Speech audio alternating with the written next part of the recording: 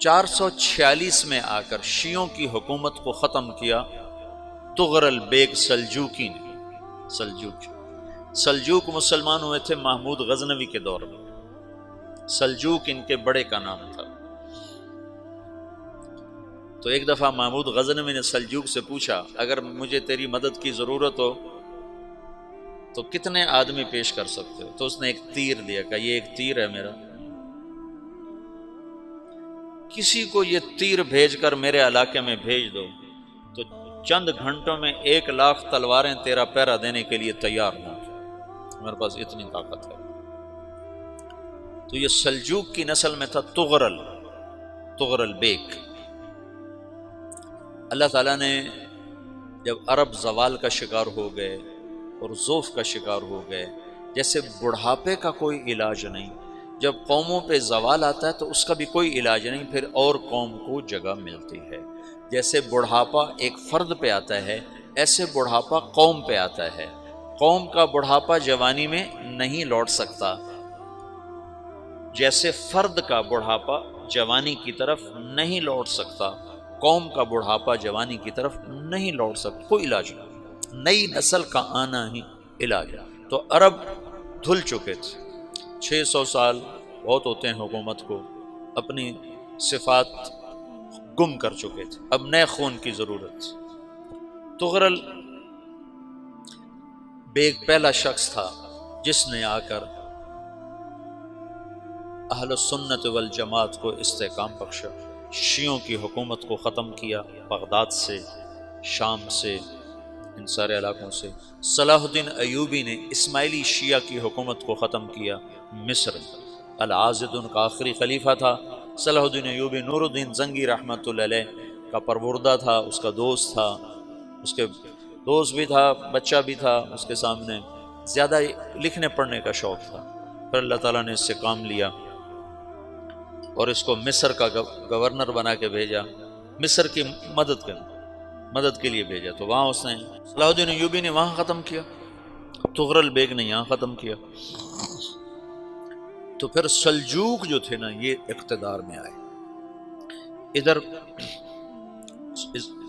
ختم ہو گئی سلطنت بنو عباس کی، مصر ایک چھوٹی سی ترکوں کی سلطنت۔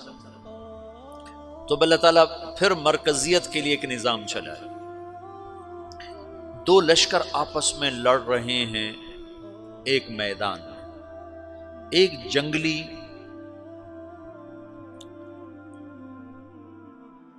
بدوؤں کا قافلہ، جنگل کے لوگ اپنے قبیلے کو لے کر، ایک جنگلی قبیلہ اپنے سردار کے ساتھ نقل مکانی کر رہا ہے ایک جگہ سے دوسری جگہ۔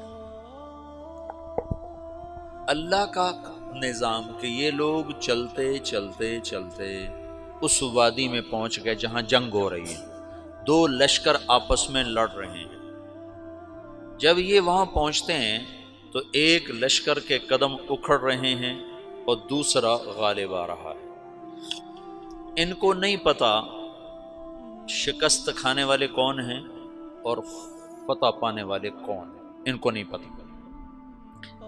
اس جنگلی قبیلے کے سردار کا نام بھی تغرل ہے، تغرل۔ تو یہ سردار کہتا ہے جو شکست کھا رہے ہیں ان کی مدد کرو، کچھ پتہ نہیں کون ہے، کہتا جو شکست کھا رہے ہیں ان کی مدد کرو۔ تو 400 وحشی جنگلیوں نے فاتح لشکر کے پیچھے حملہ کر دیا۔ وہ تو ایک کافی ہوتا تھا، 400 دوڑ جب تلواریں پڑیں تو چند لمحوں میں نقشہ بدل گیا، بھاگنے والے جم گئے اور جمنے والے بھاگ پڑے۔ جب جنگ ختم ہوئی تو شکست خوردہ لشکر کے بادشاہ نے ان کو بلایا، اسے پوچھتا ہے مجھے جانتے ہو میں کون ہوں؟ کہا نہیں۔ کہا تو تم نے میری مدد کیوں کی؟ کہا انسانی ہمدردی کی وجہ سے، تمہیں شکست ہو رہی تھی اس لیے تمہاری مدد کی۔ پھر اس نے اپنا تعارف کرایا، میں ہوں سلیمان سلجوکی، ترکی کا بادشاہ۔ مسلمانوں کا لشکر تھا اور تاتاریوں سے شکست کھا رہا تھا، تاتاری فتح پا رہے تھے، مسلمان شکست کھا رہے تھے۔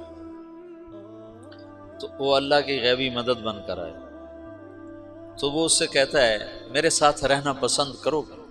تم نے میرے اوپر احسان کیا ہے، میں اس کا بدلہ دینا چاہتا ہوں، میرے ساتھ رہنا پسند کرو گے؟ کہنے لگا کر لوں گا۔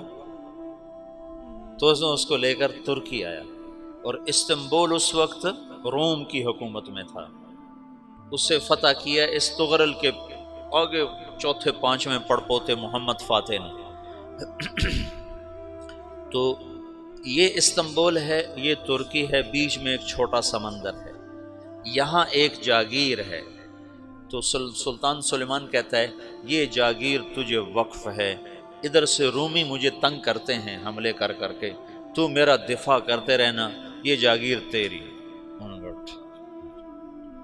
اس جاگیر پہ اس نے اپنے قافلے کو آباد کر دیا، اپنے قبیلے کو، اور ایک چھوٹی سی حکومت بنا لی، جو ایک صوبہ سمجھو، سلمان سلجوقی کا وہ ایک چھوٹا سا صوبہ ہے۔ وہاں جب یہ رہ پڑا تو پھر یہ ایک شیخ کے بیت ہوتا ہے، وہاں شیخ طریقہ میں ان کے یہ بیت ہونے جاتا ہے، وہ اس کو رات اپنے پاس ٹھہراتا ہے، تو ایک کمرے میں ان کو ان کا خادم ٹھہراتا ہے۔ یہ جب کمرے میں جاتا ہے تو سامنے دیوار میں طاقچے پر قرآن پڑا ہوا ہے، تو یہ تغرل بیگ کہتا ہے یہ کیا ہے، یہ کیا ہے؟ تو وہ خادم کہتا ہے یہ کتاب اللہ ہے، قرآن ہے۔ اچھا، وہ اس کو وہاں چھوڑ کے باہر چلا جاتا ہے۔ وہ دیہاتی آدمی، جنگل کا رہنے والا، پہلی دفعہ زندگی میں قرآن دیکھا، وہ کہتا ہے یہ قرآن ہے، اللہ کی کتاب ہے، میں اللہ کی کتاب کے سامنے سو جاؤں، کتنی بے ادبی ہے۔ تو اس نے ایسے قرآن اٹھایا اور سر پہ رکھ لیا اور کھڑا ہو گیا، ساری رات قرآن سر پہ رکھ کے کھڑا رہا۔ رات کے پچھلے پہر اس کو خواب آیا، کھڑے کھڑے اس نے دیکھا کہ اس کی پشت سے ایک چاند نکلا اور شیخ کی بیٹی کے سینے میں جا کے اتر گیا۔ پھر اس لڑکی کے سینے سے ایک درخت نکلا جو پھیلتے پھیلتے پھیلتے 3 بر اعظم پہ چھا گیا، افریقہ پر، یورپ پر، ایشیا پر۔ پھر اس کی آنکھ کھل گئی، وہ کھڑا ہوا ہے، تو اس نے صبح یہ خواب اپنے شیخ کو سنایا، تو انہوں نے اپنی بیٹی اس کے نکاح میں دے دی۔ اس بیٹی سے ایک بچہ پیدا ہوا، تغرل بیگ نے اس کا نام رکھا عثمان، عثمانی ترک نام سنا ہوا، جو میں نے کل بتایا تھا کہ 1924 میں وہ خلافت ختم ہوئی۔ تو ایک بیٹا پیدا ہوا عثمان۔ عثمان نے پھر ایک نئی اسلامی حکومت کی بنیاد رکھی جو 1924 تک چلتی رہی، کوئی 800 سال یہ حکومت چلی۔ تو حکومت کا شیرازہ بکھرا لیکن پھر جڑ جاتا تھا، پر وہ قرن اول والا جوڑ کبھی نہ پیدا ہوا، ٹکڑے بن گئے۔ ان ٹکڑوں میں اللہ لوگ پیدا کرتا رہا جو دعوت دیتے رہے، دعوت زندہ رہی۔ جو تربیت کا نظام تصوف کے ساتھ تھا اب وہ تبلیغ کے ساتھ۔